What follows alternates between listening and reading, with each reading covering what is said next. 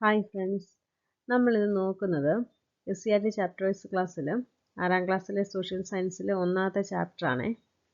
Okay, നമുക്കറിയാം odd നമ്പറായിട്ടുള്ള ടെക്സ്റ്റേ മാറിയിട്ടുള്ളൂ, even number text മാറിയിട്ടില്ല. അപ്പോൾ ഇത് പഴയ പുസ്തകം തന്നെയാണ്, ഇപ്പോൾ പിള്ളേർ പഠിക്കുന്നത് ഈ പുസ്തകമാണ്. ഓക്കെ, അപ്പോൾ നമുക്ക് ക്ലാസ്സിലേക്ക് പോവാം. നോക്കിക്കേ, ഇവിടെ ഒരു ചെറിയ കുറിപ്പ് പറയുന്നുണ്ട്, നമുക്കതൊന്ന് വായിച്ച് നോക്കാം എന്താണെന്നേ. കൂട്ടുകാരെ, ഞാൻ യമുന നദി എന്നെക്കുറിച്ച് കേട്ടിട്ടുണ്ടാകുമല്ലോ. ഇന്ത്യയിലെ ഏറ്റവും വലിയ നദിയായ ഗംഗയുടെ പോഷക നദികളിൽ ഒന്നാണ് ഞാൻ. അപ്പോൾ യമുന നദിയാണ് ഇവിടെ സംസാരിക്കുന്നത്.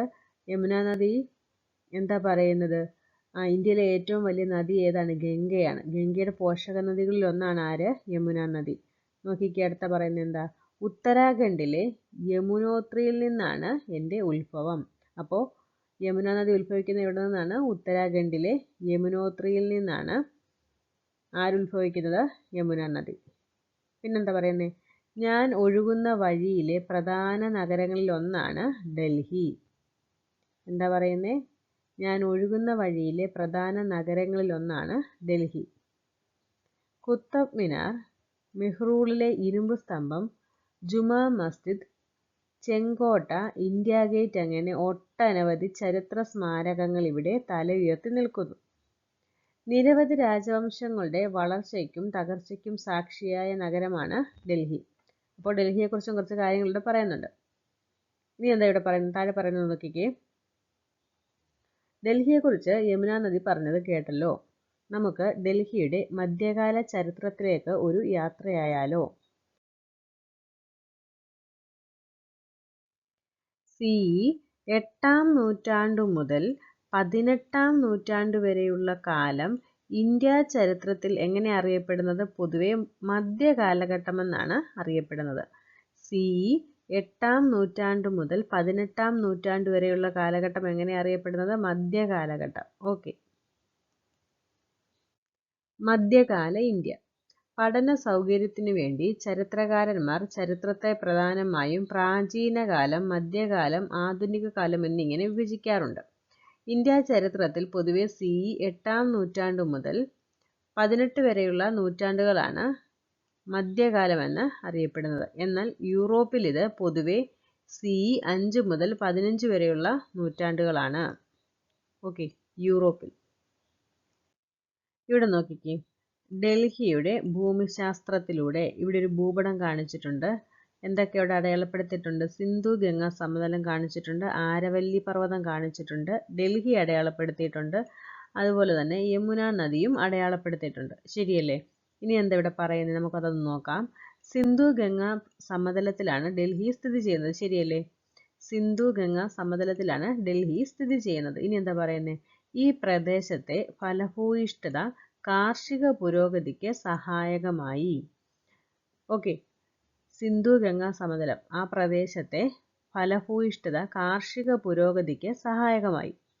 ഇനി എന്താ പറയുന്നത്? ആരവല്ലി പർവ്വതനിരയെ കുറിച്ച് പറയുന്നുണ്ട്. കണ്ടോ, ആരവല്ലി പർവ്വതനിര അടയാളപ്പെടുത്തിയേക്കുന്ന ഭാഗം നോക്കിക്കേ.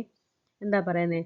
ഈ പർവ്വതനിരകൾ ശത്രുക്കളുടെ ആക്രമണങ്ങളെ പ്രതിരോധിക്കാൻ ഡൽഹിയെ സഹായിച്ചു. ഓക്കെ, ഇനി എന്താ പറയുന്നത്? ആരവല്ലി പർവ്വതനിരകളിലെ പാറക്കൂട്ടങ്ങളിൽ നിന്ന് കോട്ടകളുടെയും കെട്ടിടങ്ങളുടെയും നിർമ്മാണത്തിനാവശ്യമായ കല്ലുകൾ ശേഖരിക്കാൻ കഴിഞ്ഞു. യമുന നദി ജലഗതാഗതത്തെ സഹായിച്ചതിനോടൊപ്പം ഡൽഹിക്ക് ആവശ്യമായ ജലം ഉറപ്പുവരുത്തി. ഈ ഭൂമിശാസ്ത്ര പ്രത്യേകതകളാണ് ഭരണാധികാരികളെ ഡൽഹിയിലേക്ക് ആകർഷിച്ചത്. അപ്പോൾ ആ ഒരു പ്രദേശത്തെക്കുറിച്ച് പറയുന്നത് എന്താണ്? ആരവല്ലി പർവ്വതനിരകൾ ശത്രുക്കളുടെ ആക്രമണങ്ങളെ പ്രതിരോധിക്കാൻ ഡൽഹിയെ സഹായിച്ചു. ആരവല്ലി പർവ്വതനിരകളിലെ പാറക്കൂട്ടങ്ങളിൽ നിന്ന് കോട്ടകളുടെയും കെട്ടിടങ്ങളുടെയും നിർമ്മാണത്തിനാവശ്യമായ കല്ലുകൾ ശേഖരിക്കാൻ കഴിഞ്ഞു. യമുന നദി ജലഗതാഗതത്തെ സഹായിച്ചതിനോടൊപ്പം ഡൽഹിക്ക് ആവശ്യമായ ജലം ഉറപ്പുവരുത്തി. അപ്പോൾ ഈ പ്രത്യേകതകൾ കൊണ്ടാണ് ഭരണാധികാരികൾ ഡൽഹിയിലേക്ക് പോകുന്നത്. ഡൽഹി അധികാര കേന്ദ്രം. ഡൽഹി അധികാര കേന്ദ്രം വായിച്ചു നോക്കാം. സി 8-ാം നൂറ്റാണ്ടിൽ രജപുത്ര വിഭാഗത്തിൽപ്പെട്ട തൊമര രാജാക്കന്മാരുടെ കാലത്താണ് ഡൽഹി ആദ്യമായി അധികാരകേന്ദ്രമാകുന്നത്. അക്കാലത്ത് ദില്ലിക എന്ന പേരിലാണ് ഡൽഹി അറിയപ്പെട്ടിരുന്നത്. എങ്ങനെ അറിയപ്പെട്ടിരുന്നത്? ദില്ലിക. തൊമര രാജാക്കന്മാരെ തുടർന്ന് ചൗഹാൻ രാജവംശത്തിൽപ്പെട്ടവർ ഡൽഹിയിൽ ഭരണാധികാരികളായി. ചൗഹാൻ വംശത്തിലെ അവസാന ഭരണാധികാരിയായിരുന്നു പൃഥ്വിരാജ് ചൗഹാൻ. അദ്ദേഹത്തെ കീഴടക്കി ഗോറിലെ, അതായത് ഇന്നത്തെ അഫ്ഗാനിസ്ഥാൻ, മുഹമ്മദ് ഡൽഹിയിൽ ആധിപത്യം സ്ഥാപിച്ചു.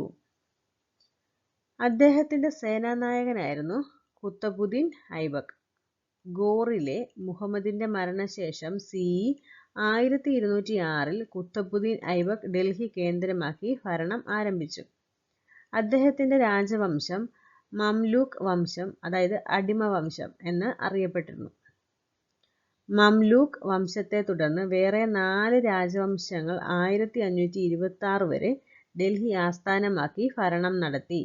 CE 1206 മുതൽ CE 1526 വരെ ഡൽഹി ആസ്ഥാനമാക്കി ഭരണം നടത്തിയവർ സുൽത്താൻമാർ എന്നും ഈ കാലം സൽത്തനത്ത് കാലം എന്നും അറിയപ്പെടുന്നു. ഇത് നോട്ട് ചെയ്ത് വെക്കണം. ഇതിനെക്കുറിച്ച് മുന്നോട്ട് പറയുന്നുണ്ട്. സൽത്തനത്ത്. ഓക്കെ, എന്താ പറയുന്നത്? CE 1206 മുതൽ CE 1526 വരെ ഡൽഹി ആസ്ഥാനമാക്കി ഭരണം നടത്തിയിരുന്നവർ എങ്ങനെ അറിയപ്പെട്ടിരുന്നത്? സുൽത്താൻമാർ. ആ കാലഘട്ടം എങ്ങനെ അറിയപ്പെട്ടിരുന്നത്? സൽത്തനത്ത് കാലമെന്നും അറിയപ്പെട്ടിരുന്നു. ഓക്കെ, മധ്യ ഇന്ത്യയിലെയും വടക്കു പടിഞ്ഞാറെ ഇന്ത്യയിലെയും ക്ഷത്രിയ വിഭാഗത്തിൽപ്പെട്ടവരായിരുന്നു രജപുത്രന്മാർ. ഇവരിൽ പ്രധാനികളായിരുന്നു തൊമരന്മാരും ചൗഹാന്മാരും. CE 8-ാം നൂറ്റാണ്ട് മുതൽ 12-ാം നൂറ്റാണ്ടിന്റെ മധ്യം വരെ തൊമരന്മാർ ഡൽഹി ഭരിച്ചു. അനംഗപാലൻ ആയിരുന്നു പ്രധാന ഭരണാധികാരി. തൊമരന്മാരെ തുടർന്ന് ചൗഹാന്മാർ ഡൽഹിയിൽ അധികാരത്തിലെത്തി. ഓക്കെ, നോക്കിക്കേ, ഇവിടെ ഒരു ഫ്ലോ ചാർട്ട് കാണിച്ചിട്ടുണ്ട്. ഫ്ലോ ചാർട്ടിൽ എന്താ പറയുന്നത്? സൽത്തനത്ത് കാലത്ത് ഡൽഹി ഭരിച്ച രാജവംശങ്ങളെയും പ്രധാന ഭരണാധികാരികളെയുമാണ് ഇവിടെ ക്രമമായിട്ട് കാണിച്ചേക്കുന്നത്. നമുക്കതൊന്ന് വായിച്ചു നോക്കാം. മംലൂക്ക് വംശം, അതായത് അടിമവംശം, കുത്തബുദ്ദീൻ ഐബക്ക്, ഇൽതുത്മിഷ്, ബാൽബൻ. ഗൽജി വംശം, അലാവുദ്ദീൻ ഖൽജി. തുഗ്ലക്ക് വംശം, മുഹമ്മദ് ബിൻ തുഗ്ലക്ക്, ഫിറോസ് ഷാ തുഗ്ലക്ക്. സയ്യിദ് വംശം, ഗിസ്ർ ഖാൻ. ലോധി വംശം, ഇബ്രാഹിം ലോധി. ഓക്കെ, സൽത്തനത്ത് കാലത്ത് ഡൽഹി ഭരിച്ച രാജവംശവും അതുപോലെ തന്നെ പ്രധാന ഭരണാധികാരികളുമാണ് നമ്മൾ നോക്കിയത്. ഇനി അടുത്ത് നോക്കാം. ഡൽഹി സുൽത്താൻമാരുടെ ഭരണം ഇന്ത്യയുടെ മറ്റു ഭാഗങ്ങളിലേക്ക് എങ്ങനെ വ്യാപിച്ചെന്ന് നോക്കിക്കേ. കുത്തബുദ്ദീൻ ഐബക്കിന് ശേഷം അധികാരത്തിലെത്തിയത് ആരായിരുന്നു? ഇൽതുത്മിഷ് ആയിരുന്നു. കുത്തബുദ്ദീൻ ഐബക്കിന് ശേഷം അധികാരത്തിലെത്തിയത് ആരായിരുന്നു? ഇൽതുത്മിഷ് ആയിരുന്നു. അദ്ദേഹം മുൾട്ടാൻ, ലാഹോർ, ബംഗാൾ തുടങ്ങിയ പ്രദേശങ്ങൾ കീഴടക്കി. ഏതൊക്കെയാണ്? മുൾട്ടാൻ, ലാഹോർ, ബംഗാൾ. തന്റെ നിയന്ത്രണത്തിലുണ്ടായിരുന്ന പ്രദേശങ്ങളിൽ ഒരു ഏകീകൃത നാണയവ്യവസ്ഥ നടപ്പിലാക്കി. തങ്ക, ജിതൽ എന്നിവയായിരുന്നു നാണയങ്ങൾ. ഏതൊക്കെ നാണയങ്ങളാണ്? തങ്ക, ജിതൽ. ഇവിടെ നോക്കിക്കേ, ഒരു ഭൂപടം കാണിച്ചിട്ടുണ്ട്. ഇൽതുത്മിഷിന്റെ അധീനതയിലുണ്ടായിരുന്ന പ്രദേശങ്ങളാണ്. കണ്ടോ? മുൾട്ടാൻ കാണിച്ചിട്ടുണ്ട്, ലാഹോർ കാണിച്ചിട്ടുണ്ട്, ബംഗാൾ കാണിച്ചിട്ടുണ്ട്. കണ്ടോ? ഇത്രയും ഭാഗം അദ്ദേഹത്തിന്റെ അധീനതയിലുണ്ടായിരുന്ന പ്രദേശങ്ങളായി കാണിച്ചേക്കുന്നത്. ഓക്കെ, ഇവിടെ ഇൽതുത്മിഷിന്റെ കാലത്തെ നാണയങ്ങളും കാണിച്ചിട്ടുണ്ട്. ഇനി എന്താ ഇവിടെ പറയുന്നേ? ഇൽതുത്മിഷിനെ കുറിച്ച് പറയുന്നത് നോക്കാം. കുത്തബുദ്ദീൻ ഐബക്കിന്റെ മരണത്തെ തുടർന്ന് 1210 അധികാരത്തിൽ വന്ന ഷംസുദ്ദീൻ ഇൽതുത്മിഷിന്റെ ഡൽഹി സൽത്തനത്തിന്റെ യഥാർത്ഥ സ്ഥാപകനെന്നാണ് വിശേഷിപ്പിക്കുന്നത്. മികച്ചൊരു നാണയവ്യവസ്ഥയ്ക്ക് അദ്ദേഹം രൂപം നൽകി. ഇൽതുത്മിഷ് പ്രചാരത്തിലാക്കിയ ജിതൽ ചെമ്പുനാണയവും തങ്ക വെള്ളിനാണയവും ആയിരുന്നു.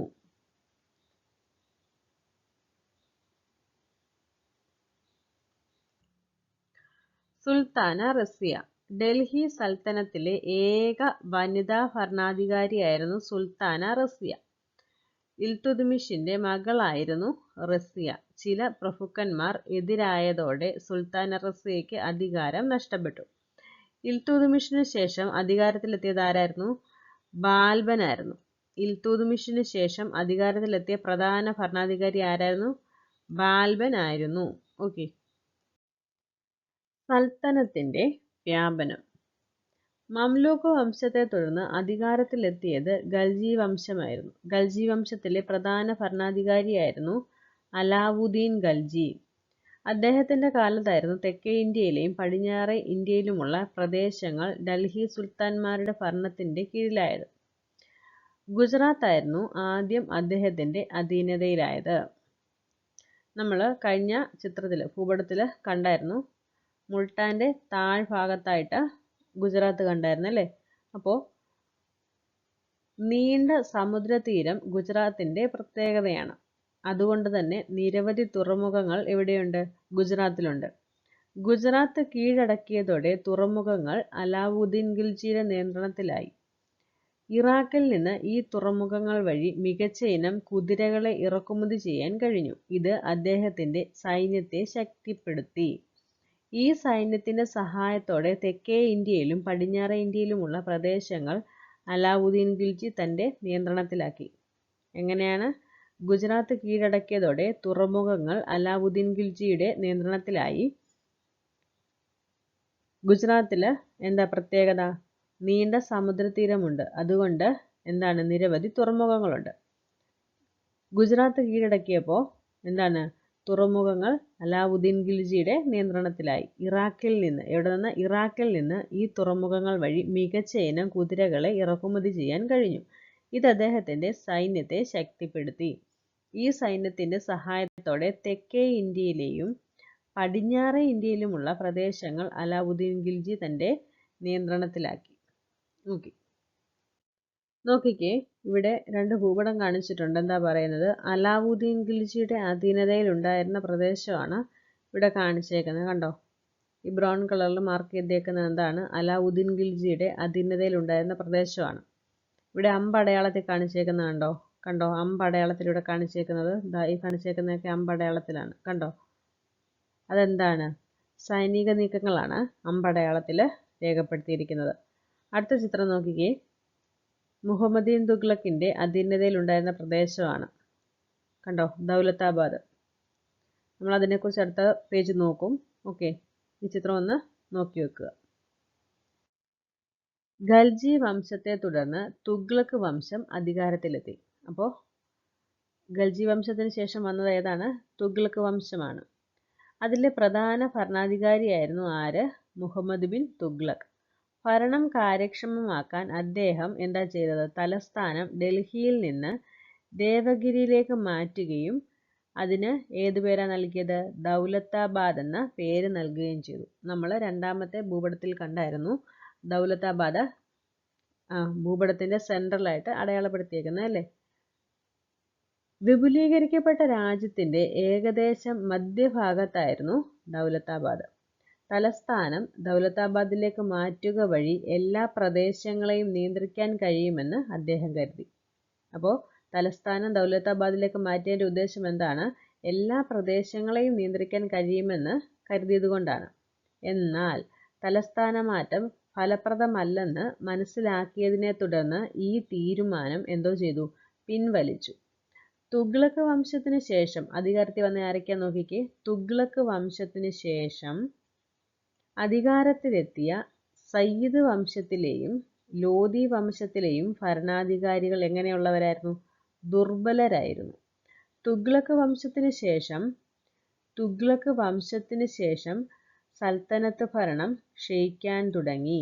അപ്പോൾ തുഗ്ലക്ക് വംശത്തിന് ശേഷം ഭരണത്തിൽ വന്നവരാരൊക്കെയായിരുന്നു? സയ്യിദ് വംശവും ലോധി വംശവും. അവർ വളരെ ദുർബലരായിരുന്നു. അതുകൊണ്ട് എന്ത് സംഭവിച്ചു?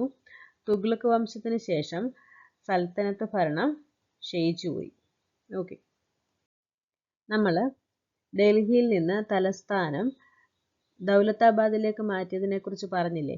ഇനി ഇവിടെ പറഞ്ഞേക്കുന്ന കാര്യം ഒന്ന് വായിച്ചു നോക്കാം.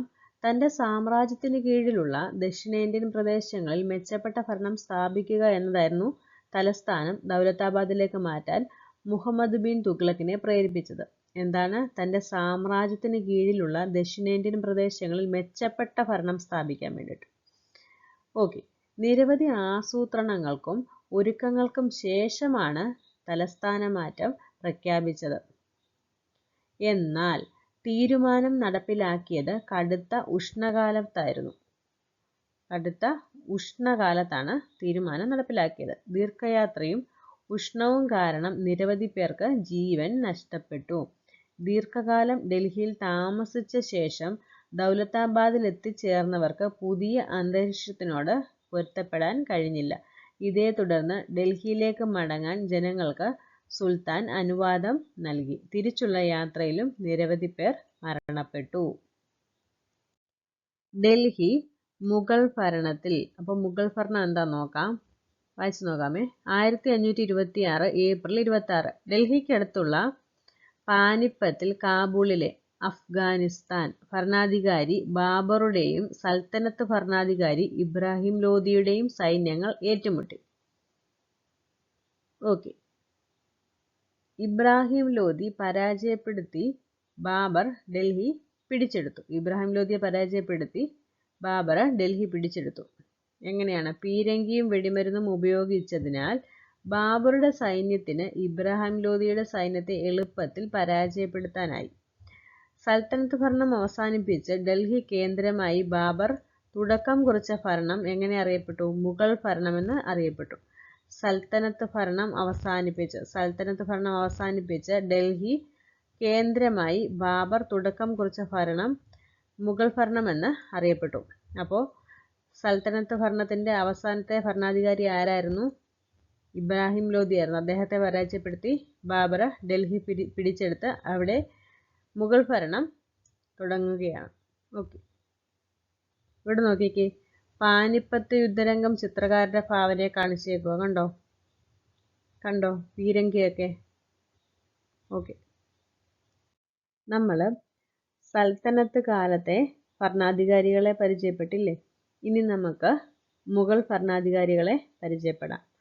നോക്കിക്കേ, ബാബർ ഭരിച്ചിരുന്ന കാലം 1526 മുതൽ 1530 വരെയാണ്. ഹുമയൂൺ 1530 to 1540. അദ്ദേഹം 2 കാലഘട്ടങ്ങളിൽ ഭരിക്കുന്നുണ്ട്, 1555 തൊട്ട് 1556 വരെ. പിന്നീട് അക്ബർ 1556 തൊട്ട് 1605 വരെ.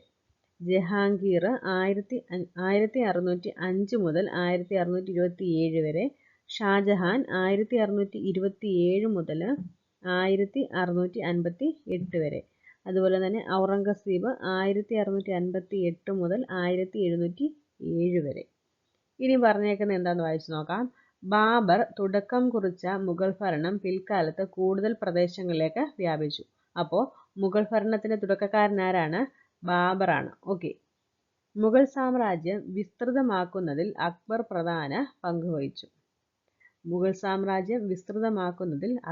പ്രധാന പങ്ക് വഹിച്ചു. അദ്ദേഹം വലിയ സൈന്യത്തെ രൂപീകരിച്ചു. ഇതിനുവേണ്ടി വ്യത്യസ്തമായ ഒരു രീതി സ്വീകരിച്ചു. ഏതാ രീതി? മൻസബ്ദാരി സമ്പ്രദായം എന്നാണ് ഇത് അറിയപ്പെട്ടിരുന്നത്. ഈ സമ്പ്രദായത്തിൽ ഓരോ ഉദ്യോഗസ്ഥനും തങ്ങളുടെ കീഴിൽ ഒരു നിശ്ചിത എണ്ണം സൈനികരെ നിലനിർത്താൻ ബാധ്യസ്ഥനായിരുന്നു. നോക്കിക്കേ, രാജ മാൻസിംഗ്, രാജ തോഡർമാൾ, ബീർബൽ, രാജ ജയ്സിംഗ് തുടങ്ങിയവർ മുഗൾ ഭരണത്തിൽ പ്രധാന പദവികൾ വഹിച്ച രജപുത്രരായിരുന്നു. ആരൊക്കെയാണ്? രാജ മാൻസിംഗ്, രാജ തോഡർമാൾ, ബീർബൽ, രാജ ജയ്സിംഗ്. ഇനി നോക്കിക്കേ, ഷേർഷാ സൂരിയെക്കുറിച്ച് എന്താ പറയുന്നത് നോക്കാം. CE 1540 മുതൽ CE 1545 വരെയുള്ള കാലത്ത് ഡൽഹി കേന്ദ്രമായി ഭരിച്ചത് സൂർ വംശത്തിലെ ഷേർഷാ സൂരിയായിരുന്നു. നോക്കിക്കേ, ഹുമയൂൺ ഭരിച്ചത് എന്നാണ് 1530 to 1540 ആണ്. അതിനുശേഷമാണ് ഷേർഷാ സൂരി ഭരണത്തിൽ വരുന്നത്. പിന്നെന്താ സംഭവിക്കുന്നത് നോക്കിക്കേ, മുഗൾ ഭരണാധികാരി ഹുമയൂണിനെ പരാജയപ്പെടുത്തിയാണ് അദ്ദേഹം അധികാരത്തിലെത്തിയത്. ഷേർഷയുടെ പിൻഗാമികൾ എങ്ങനെയുള്ളവരായിരുന്നു? ദുർബലരായിരുന്നു. അപ്പോൾ എന്താ ചെയ്തത്? ഈ അവസരം ഉപയോഗിച്ച് CE 1555 ഹുമയൂൺ ഡൽഹിയുടെ അധികാരം തിരിച്ചു പിടിച്ചു. അങ്ങനെയാണ് അദ്ദേഹം 2 കാലഘട്ടത്തിലൂടെ ഭരിക്കുന്നത്. 1530 to 1540 അദ്ദേഹം ആദ്യം ഭരിക്കുന്നത്. അതിനുശേഷം അദ്ദേഹത്തിൻ്റെ ഭരണം ആര് തട്ടിയെടുക്കുകയാണ്? ഷേർഷാ സൂരി തട്ടിയെടുക്കുകയാണ്. അതിനുശേഷം എന്തു ചെയ്തു? ഷേർഷാ സൂരിയുടെ പിൻഗാമികൾ ദുർബലരായിരുന്നു. ആ അവസരത്തിൽ വീണ്ടും ഹുമയൂണ് യുദ്ധം ചെയ്ത് എന്തോ ചെയ്തു? ഡൽഹി പിടിച്ചെടുക്കുകയാണ് ചെയ്തത്. അതാണ് 1555 to 1556. ഓക്കെ, ഇവിടെ നോക്കിക്കേ, അക്ബറുടെ അധീനതയിൽ ഉൾപ്പെടുന്ന പ്രദേശങ്ങളാണ് ഇവിടെ കാണിച്ചേക്കുന്നത്. അക്ബറുടെ കാലഘട്ടത്തിലെ ഇന്ത്യ കണ്ടോ, ഒരു ബ്ലൂ കളറിൽ അടയാളപ്പെടുത്തിയേക്കുന്നത്. ഏതൊക്കെ സ്ഥലങ്ങളാണ്? ഒന്നാമത് ഗാൻഡേഷ് ഉണ്ട്, കാബൂൾ, കാശ്മീർ, മുൾത്താനുണ്ട്, ഡൽഹിയുണ്ട്, മാൾവയുണ്ട്, ഗുജറാത്ത്, ബീഹാർ, ബംഗാൾ. ഇവയൊക്കെ അക്ബറുടെ അധീനതയിൽ ഉൾപ്പെടുന്ന പ്രദേശങ്ങളായിരുന്നു. ഇവിടെ നോക്കിക്ക് ഒരു ഭൂപടം കാണിച്ചിട്ടുണ്ട്. ഔറംഗസീബിന്റെ കാലഘട്ടത്തിലെ ഇന്ത്യയാണ് വൈറ്റ് കളറിൽ അടയാളപ്പെടുത്തിയിരിക്കുന്നത്. അദ്ദേഹത്തിന്റെ ഭരണപ്രദേശമാണ്. ഓക്കെ, ഇനി നോക്കിക്കേ, അക്ബർ നാമയും ഐനി അക്ബരിയും എന്താന്ന് പറയുന്നത് നോക്കാം. അക്ബറുടെ കൊട്ടാരത്തിൽ ജീവിച്ചിരുന്ന അബുൾ ഫസൽ എഴുതിയ ചരിത്രകൃതിയാണ് അക്ബർ നാമ. ഈ പുസ്തകത്തിന് 3 ഭാഗങ്ങളുണ്ട്. എത്ര ഭാഗങ്ങളാ? 3 ഭാഗങ്ങൾ. ആദ്യ ഭാഗം അക്ബറുടെ മുൻഗാമികളുടെയും, രണ്ടാം ഭാഗം അക്ബറുടെ ഭരണകാലത്തെയും, മൂന്നാം ഭാഗം അക്ബറുടെ ഭരണ സംവിധാനത്തെയും പ്രതിപാദിക്കുന്നു. മൂന്നാമത്തെ ഭാഗം ഐനി അക്ബരി എന്ന് അറിയപ്പെടുന്നു.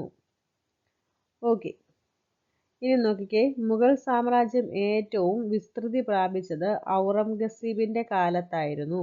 മുഗൾ സാമ്രാജ്യം ഏറ്റവും വിസ്തൃതി പ്രാപിച്ചത് ഔറംഗസീബിന്റെ കാലത്തായിരുന്നു.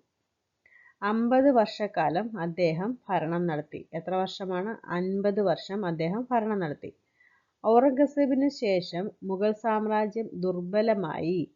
ഔറംഗസീബിന് ശേഷം മുഗൾ സാമ്രാജ്യം ദുർബലമായി. എങ്കിലും 1857 വരെ ആ രാജവംശം നിലനിന്നു. എങ്കിലും 1857 വരെ ആ രാജവംശം നിലനിന്നു. ഓക്കെ, ദക്ഷിണേന്ത്യയിലെയും പശ്ചിമേന്ത്യയിലെയും അധികാര കേന്ദ്രങ്ങൾ. മധ്യകാല ഇന്ത്യയിലെ ഒരു അധികാര കേന്ദ്രമെന്ന നിലയിലുള്ള ഡൽഹിയുടെ വളർച്ചയാണ് നാം ഇതുവരെ നോക്കിയത്. ഈ കാലയളവിൽ ദക്ഷിണേന്ത്യയിലെയും പശ്ചിമേന്ത്യയിലെയും നിലനിന്നിരുന്ന മറ്റ് പ്രധാന രാജ്യങ്ങളുടെ പേരുകളാണ് ഇവിടെ കാണിച്ചേക്കുന്നത്. നോക്കിക്കേ, രാജ്യം, പ്രദേശം. രാജ്യം ഏതൊക്കെയാണ്? ചോളരാജ്യം, വിജയനഗരം, ബ്രാഹ്മിണി. പ്രദേശം ദക്ഷിണേന്ത്യ. മറാത്ത. പ്രദേശം പശ്ചിമേന്ത്യ. ചോളരാജ്യം. സി 9-ാം നൂറ്റാണ്ടോടെയാണ് ചോളരാജവംശം പ്രബലമായത്. രാജരാജ ചോളനും രാജേന്ദ്ര ചോളനുമായിരുന്നു പ്രധാന ചോള ഭരണാധികാരികൾ. ശക്തമായ നാവികസേന ചോളന്മാർക്കുണ്ടായിരുന്നു. ഇവരുടെ സ്വാധീനം മലേഷ്യ, ഇന്തോനേഷ്യൻ ദ്വീപുകൾ എന്നിവിടങ്ങളിലേക്ക് വ്യാപിച്ചിരുന്നു. ഇവിടെ കണ്ടോ, മലേഷ്യ കാണിച്ചിട്ടുണ്ട്, ഇന്തോനേഷ്യൻ ദ്വീപും കാണിച്ചിട്ടുണ്ട്. ഓക്കെ, നോക്കിക്കേ, വിജയനഗരം. ഇവിടെ ഒരു കുറിപ്പ് പറയുന്നുണ്ട്, നമുക്കതൊന്ന് വായിച്ചു നോക്കാം. ഈ രാജാവിന്റെ ഭരണത്തിനു കീഴിൽ കോഴിക്കോടിനെ പോലെയുള്ള 300 തുറമുഖങ്ങളുണ്ട്. അദ്ദേഹത്തിന്റെ ഭരണത്തിന് കീഴിലുള്ള പ്രദേശങ്ങളിൽ യാത്ര ചെയ്യണമെങ്കിൽ കുറഞ്ഞത് 3 മാസത്തെ സമയമെങ്കിലും വേണം. രാജ്യത്തിന്റെ ഭൂരിഭാഗം പ്രദേശങ്ങളും ഫലഭൂയിഷ്ഠവും പതിവായി കൃഷി ഇറക്കുന്നതുമാണ്. സൈന്യത്തിന്റെ അംഗബലം 11 ലക്ഷം വരും. ഇതാരാ പറഞ്ഞേക്കുന്നേ? അബ്ദുർ റസാഖാണ്. അദ്ദേഹം ആരാണ്? പേർഷ്യൻ സഞ്ചാരിയാണ്. നോക്കിക്കേ, വിജയനഗര രാജ്യത്തെക്കുറിച്ച് പേർഷ്യൻ സഞ്ചാരിയായിരുന്ന അബ്ദുർ റസാഖിന്റെ വിവരണത്തിലെ ഒരു ഭാഗമാണ് ഇവിടെ പറഞ്ഞേക്കുന്നത്. ഓക്കെ, ഈ കുറിപ്പിൽ എന്താ പറയുന്നത്? വിജയനഗര രാജ്യങ്ങളിൽ ധാരാളം തുറമുഖങ്ങൾ ഉണ്ടായിരുന്നു. അതുപോലെ തന്നെ എന്താ പറയുന്നത്? രാജ്യത്തിന്റെ ഭൂരിഭാഗം പ്രദേശങ്ങളും എങ്ങനെയുള്ളതാണ്? ഫലഭൂയിഷ്ഠവും അതുപോലെ തന്നെ പതിവായി കൃഷി ഇറക്കുന്ന ഇടവുമാണ് അല്ലേ. പിന്നെന്താ പറയുന്നത്? സൈന്യത്തിന്റെ അംഗബലം എത്രയുണ്ട്? 11 ലക്ഷം വരെയാണ് ഉള്ളതെന്നാണ് പറയുന്നത്. ഓക്കെ, ഇനി എന്താ പറയുന്നത്? സി 14-ാം നൂറ്റാണ്ടിൽ നിലവിൽ വന്ന വിജയനഗര രാജ്യത്തിന്റെ സ്ഥാപകർ ഹരിഹരൻ, ബുക്കൻ എന്നിവരായിരുന്നു. കൃഷ്ണദേവരായർ ആയിരുന്നു വിജയനഗര രാജ്യത്തിലെ പ്രധാന ഭരണാധികാരി. കൃഷ്ണദേവരായർ ആയിരുന്നു വിജയനഗര രാജ്യത്തിലെ പ്രധാന ഭരണാധികാരി. ഓക്കെ. പതിനാലാം നൂറ്റാണ്ടിൽ നിലവിൽ വന്ന വിജയനഗര രാജ്യത്തിന്റെ സ്ഥാപകർ ആരൊക്കെയാണ്? ഹരിഹരൻ ബുക്കൻ എന്നാണ്. 14ആം നൂറ്റാണ്ടിലാണ്. ഓക്കെ. ബാമിനി രാജ്യം. അലാവുദ്ദീൻ ഹസൻ ബാഹ്മൻഷാ ആയിരുന്നു ബാമിനി രാജ്യത്തിന്റെ സ്ഥാപകൻ. കൃഷ്ണ, തുംഗഭദ്ര എന്നീ നദികൾക്കിടയിൽ കിടക്കുന്ന റേച്ചൂർ പ്രദേശം ഫലഭൂയിഷ്ഠമായിരുന്നു. ദക്ഷിണേന്ത്യയിലെ നെല്ലറ എന്ന് ഇതറിയപ്പെട്ടു. ഈ പ്രദേശത്തെ ആധിപത്യം നേടാൻ വിജയനഗര ഭരണാധികാരികളും ബാമിനി രാജാക്കന്മാരും നിരന്തരം യുദ്ധം നടത്തിയിരുന്നു. ഇനിയും മറാത്ത രാജ്യം നോക്കിക്കേ. മറാത്ത രാജ്യത്തിന്റെ അധീനതയിലുണ്ടായിരുന്ന പ്രദേശങ്ങളാണ് ബ്ലൂ കളർ ഇവിടെ കാണിച്ചേക്കുന്നത്. കണ്ടു ഇവിടുത്തെ ഭൂപടം എന്താ പറയുന്നതെന്ന് വായിച്ചു നോക്കാം. 17ആം നൂറ്റാണ്ടിലാണ് മറാത്തകൾ പ്രബല ശക്തിയായി മാറിയത്. ഭൂമിശാസ്ത്ര സവിശേഷതകൾ മറാത്തകളുടെ വളർച്ചയെ ഏറെ സ്വാധീനിച്ചു. വിന്ധ്യ സത്പുര പർവ്വതങ്ങളും നർമ്മദ താപ്തി നദികളും മറാത്ത പ്രദേശത്തെ സമീപ പ്രദേശങ്ങളിൽ നിന്നും വേർതിരിച്ചു. ഇത് മറാത്ത പ്രദേശത്തിന് പ്രകൃതിദത്തമായ സംരക്ഷണം നൽകി. മറാത്തി ഭാഷയും സാഹിത്യവും ജനങ്ങളിൽ ഐക്യബോധം വളർത്തി. മറാത്ത രാജ്യത്തിലെ പ്രധാന ഭരണാധികാരി ആരായിരുന്നു? ശിവജി ആയിരുന്നു.